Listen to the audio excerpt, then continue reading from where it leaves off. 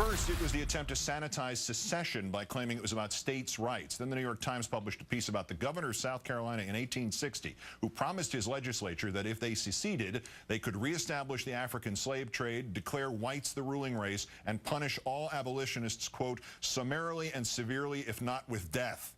In our third story tonight, Glenn Beck once again attempts to rewrite our nation's past, this time whitewashing the stain of a compromise that extended the life of slavery. During yesterday's Congressional Constitution Read-a-thon, the section containing the 3/5 compromise was omitted. Beck took the opportunity to, once again, mangle history. 3/5 clause. African Americans, 3/5 in the South, 3/5 of a human being. That's an outrage, unless you know why they put that in there. They put that in there because if slaves in the South were counted as full human beings, they could never abolish slavery. They would never be able to do it. It was a time bomb. Progressives should love that. In the even a broken watch is right twice a day category, Beck is correct to say the South wanted slaves counted as fully human.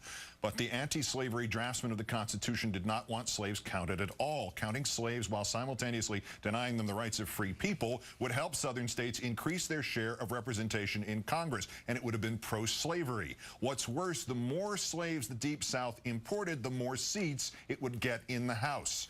Beck is dead wrong to claim the 3/5 clause led to the abolition of slavery as well. Nearly 75 years later, it led to the Civil War and 600,000 American dead.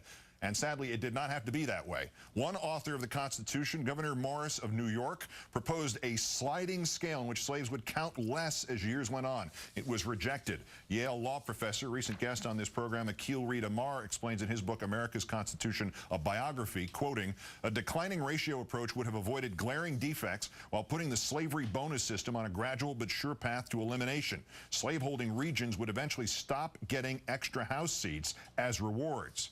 Mr. Beck's fascination with the remaking of the history of race relations in America is not new. Here he is last year with professional history reviser Richard Barton discussing African-American preacher Richard Allen. Richard Allen was also, he was a preacher at a white church, right? A mega church. A mega church. He would preach to 2,000 whites at a church in Philadelphia. Again, give me the year. This is about 1790s. Okay. How many here in the audience have been led to believe that in the 1790s, blacks and whites hated each other, it was slavery, right? And how many people, raise your hand, how many people said, look at that, yeah, look at that. Joining me now to talk about the implications of this growing historical revisionism, Russell Simmons, co-founder of the pioneering hip-hop label Def Jam, chairman of the Foundation for Ethnic Understanding, and the author of Super Rich, A Guide to Having It All. Good to see you, sir. Nice to see you again. Right, it's easy to dismiss this guy as an idiot. It's easier to dismiss this, but this is not being done in a vacuum. We have this cleanup for the sesquicentennial of the Civil War. Haley Barbour on how great things were in the 60s in Mississippi and Yazoo City. Right, all that. Exactly. A lot of it going on. Why is it going on? You know, I'm the chairman as a foundation, as you pointed out, and we get the research, and we've been moving to a more tolerant space in this country for the last 12 years. So long as I've been chairman, this year we took a massive step backwards, and I see it going everywhere. And people are able to say things today that only 12 months ago they couldn't get out. Certainly not in a boardroom.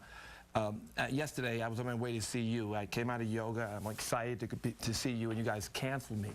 And because I'm selling my book, you know, my Super Rich book, it's about consciousness and happiness, so it wouldn't suit this. But anyway, so I'm on my way, and they said, no, you're going to see Sean Hannity.